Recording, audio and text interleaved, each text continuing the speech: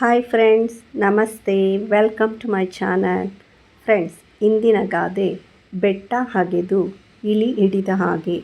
ಇದು ಒಂದು ಜನಪ್ರಿಯ ಗಾದೆ.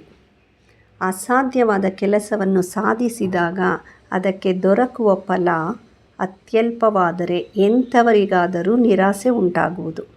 ಅಷ್ಟೊಂದು ಕಷ್ಟಪಟ್ಟು ಪ್ರಯೋಜನವಾಗಲಿಲ್ಲವೆಂದು ಇದರಿಂದ ಸಮಯ, ಹಣ ಎರಡೂ ನಷ್ಟವಾಯಿತೆಂದು ಕೊರಗಬೇಕಾಗುತ್ತದೆ.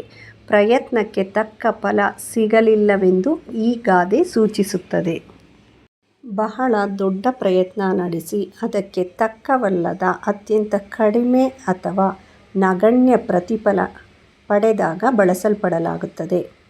ಒಂದು ದೊಡ್ಡ ಬೆಟ್ಟವನ್ನು ಅಗೆಯಲು ಅಪಾರ ಶಕ್ತಿ ಮತ್ತು ಸಮಯ ಬೇಕಾಗುತ್ತದೆ. ಅಷ್ಟು ಕಷ್ಟಪಟ್ಟು ಕೊನೆಗೆ ಸಿಕ್ಕಿದ್ದು ಕೇವಲ ಒಂದು ಸಣ್ಣ ಇಲಿ ಮಾತ್ರ.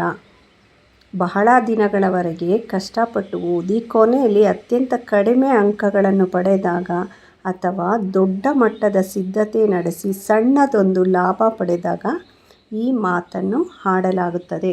ನಿಮಗೂ ಎಲ್ಲ ಗೊತ್ತಿರುತ್ತಲ್ವ, ಏನಾದರೂ ಕಷ್ಟಪಟ್ಟು ದೊಡ್ಡದಾಗಿ ಕೆಲಸ ಮಾಡಿ ಅದಕ್ಕೆ ತಕ್ಕ ಪ್ರತಿಫಲ ಅಥವಾ ಜನಮನ್ನಣೆ ಸಿಗದೇ ಇದ್ದಾಗ ಬೆಟ್ಟ ಹಗೆದು ಇಲಿ ಹಿಡಿದ ಹಾಗಾಯಿತು ಅನ್ನೋ ಗಾದೆಯನ್ನು ಬಳಸ್ತಾರೆ. ಫ್ರೆಂಡ್ಸ್, ನಿಮಗೆ ಗಾದೆ ಇಷ್ಟ ಆಗಿದರೆ ಲೈಕ್ ಮಾಡಿ, ಶೇರ್ ಮಾಡಿ, ಸಬ್ಸ್ಕ್ರೈಬ್ ಮಾಡಿ.